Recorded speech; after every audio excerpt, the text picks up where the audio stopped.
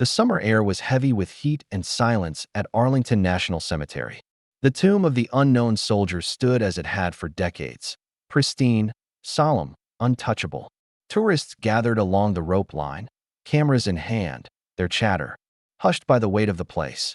But near the front, a boy, barely 16, snickered. His baseball cap was backwards, his arms crossed in defiance. And then, in a voice far too loud for sacred ground, he called out a mockery at the guard. The soldier's steps didn't falter, but the air seemed to shift. Before I tell you what happened next, tell me in the comments where you're watching from.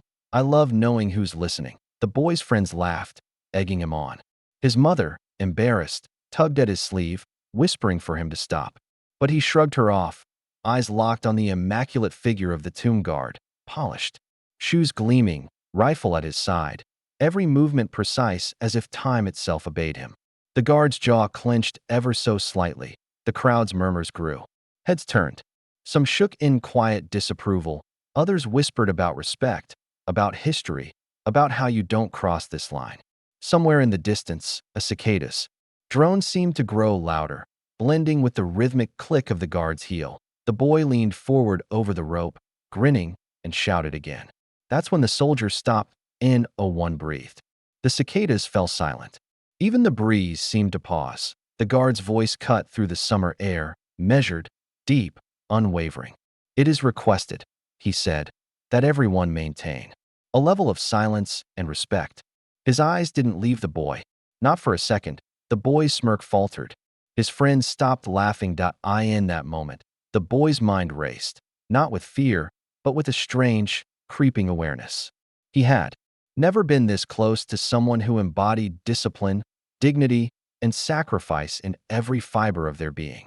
And now, the crowd's eyes bore into him, not with anger, but with something worse, disappointment. His mother's hand found his again, this time with a firm grip. Say you're sorry, she whispered. He hesitated. Pride was heavy in his throat, but so was shame. The guard resumed his march, steps slicing through the silence like a metronome counting history itself. And then, without looking, he spoke once more. Every step I take is for those who can no longer walk among us. The words hung in the air, sinking deep into the boy's chest. He stepped back from the rope, head lowered, the weight of 1,000 unspoken lessons pressing into him. Around him, strangers nodded faintly, as if acknowledging that something important had just happened. Something more than a scolding. The rest of the ceremony passed without another sound from him. But long after the crowd dispersed, the boy lingered at the edge of the plaza, watching the guard's perfect stride. Somewhere inside him, a seed had been planted. Respect, born not from fear, but from understanding. Because respect isn't taught by rules alone. It's shaped by moments that leave you no choice but to feel it. And years from now, when he would bring his own children here, he would remember the heat, the silence, and the soldier's unwavering gaze. He would tell them the truth. Discipline is the quiet strength that commands respect without ever asking for it.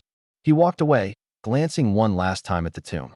The wind picked up again, rustling the flags, and for the first time, he truly heard the silence. Because silence, in the right place, speaks louder than words.